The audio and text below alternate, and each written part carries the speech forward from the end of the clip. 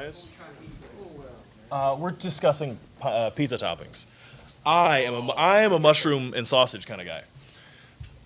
She likes pepperoni and pineapple, and so I told her I will give pineapple and pepperoni a try if she gives mushroom and sausage a try. Sounds very Hawaiian. But the thing is, how what Hawaiian? I can't think of describe something as Hawaiian as bad. You know, sounds lovely. Yeah. How we doing, guys? Good off season for you? Good. I got no complaints. I'm good. You know, it's gonna be year 9, so it's gonna be a lot of fun. Yeah, obviously we've had a few guys with some hiccups before training camp, but you know, nothing that we're that worried about, including myself, and I'll be fine come game 1. Can you explain the injection a little bit, what can you share about why it was done? So yeah, it was just a little bit of lingering issues from the ankle sprain. You know, those ligaments are supposed to scar down, and for whatever reason this summer it just didn't want to scar the way it should. So I got the injection, and I'm already 80%. I feel awesome. I feel awesome going into it, and it was just kind of the rigors of being an NBA player. You know, I came back probably sooner than I should have last year, and that was totally my decision. I wanted to send a message, and I'll be fine. And how do you balance that of you're trying to lead by example, and you clearly played through a bunch of stuff last year versus I had to take care of my body too.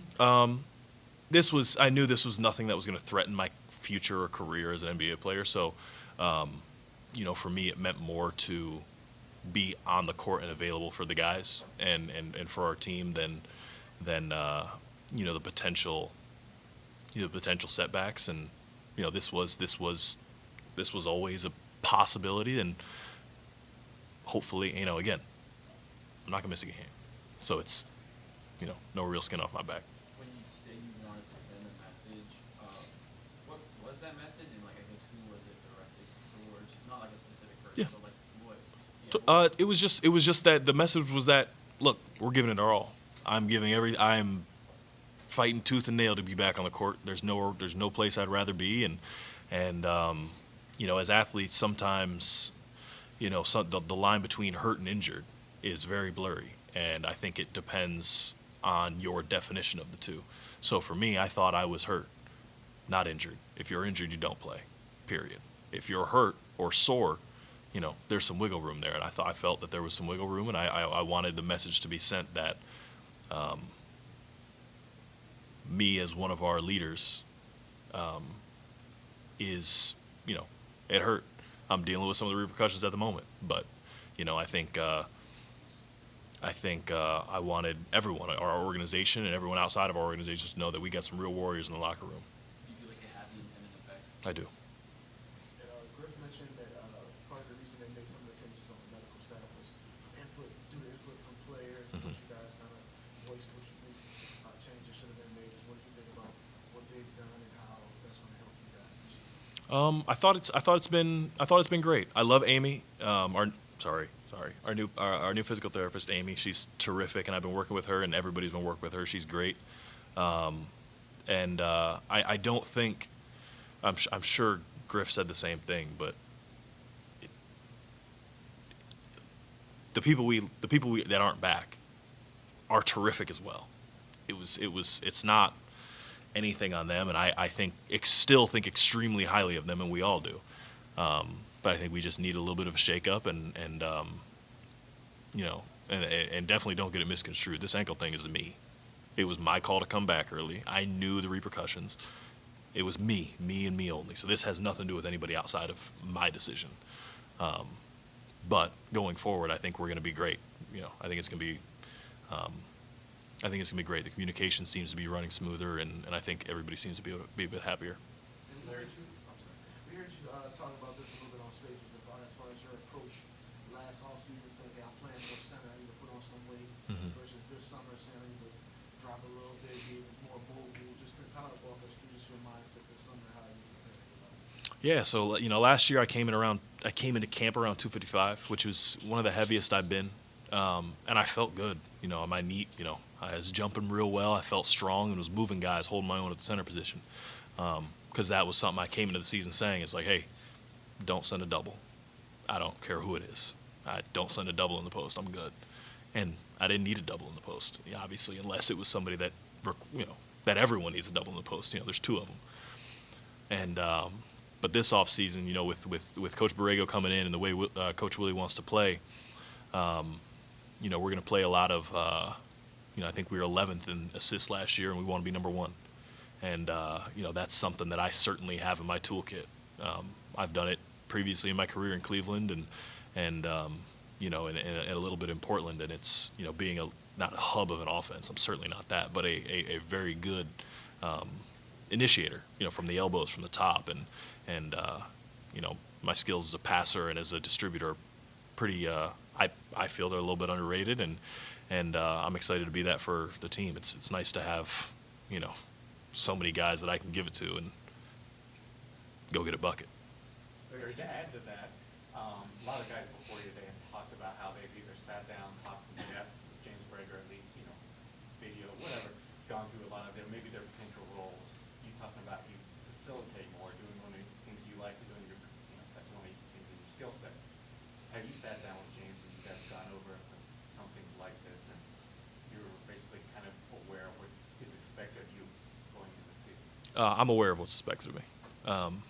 I'm aware of what's expected of me, and I haven't. It's funny. I haven't sat down with him yet. We've just been missing each other, but this week we'll me, Borrego, and Willie will first, without a doubt, sit down. It's already on the schedule, and just kind of talk about a little bit more in depth of what they're looking for. I know that entails, again, playmaking from the elbow. We saw a little bit of it last year. Playmaking from the top and delay actions, stuff like that. And honestly, we go that small ball unit, being able to pick it off the rim, and I haven't done this really for the past 2 years. Take it off the rim and go. I'll lead the break, and obviously I'm not gonna be crossing people over or anything like that. But it does cause a little bit of it causes some confusion when you've got a guy bringing the ball down the court that normally the guy that picks up the ball isn't supposed to pick up. So you've got some communication. Anytime you can make the defense have to talk, it's normally good. Guys don't like to talk. So, I'll sit down with him further and discuss it, but I know it's expected of me. It seems like as a collective, there's a bit of unsatisfaction from last year, bad taste in the mouth, chip on the shoulder, that all those have been used. Going in with your injury, Jose, Trey, is there a little bit of a lingering, not this again? And is there a way y'all can, as a team, put that behind you and start the season with a blank slate? Because it seems like it's bleeding over a little bit. No, I don't feel that way. I don't feel that there's anybody dropping their heads or getting discouraged about myself, Jose, or Trey. Jose sprained his ankle playing basketball. That happens. And when game one happened, look, preseason's fantastic. It's a great way to get warmed up and great way to get some mistakes out of the way. But the season starts October 25th. I think we may only have, knock on wood, Trey's the only one. October 25th, we should be all good to go. So I don't think there's anybody dismayed about us out right now or anything, because Jose don't need training camp. We know what he is. We know he knows what he is. I'm good. I'm going to my 9th year. I'll be ready when the time comes. Yeah, so there's no, here we go again. No. Kind of feeling. No. And then to look off court, C-Bay was just done. You've done a lot of outreach and fan engagement that I think has been your most busiest summer as far as just communicating with the fans. Mhm. You've also got voting coming up and all this social activism that the NBA has been doing with CJ as the president. What's your thoughts on that? How have y'all communicated that and know kind of how you want to be perceived and what you want to do in that platform? That's one thing that me and CJ are kind of leading the charge in, and it's something that I'm personally very passionate about is community outreach and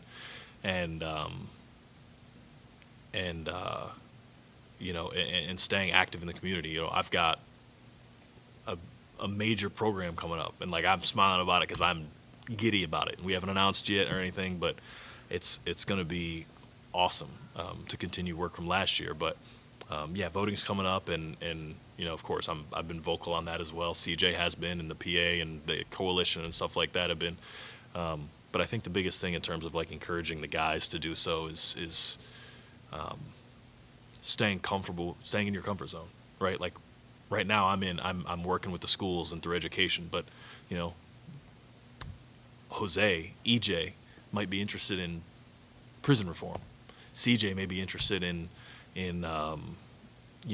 voting rights. Whatever you're interested in, whatever your passion is, we have entire departments to help you find your lane and help you find your way. So I continue to preach to the guys about that.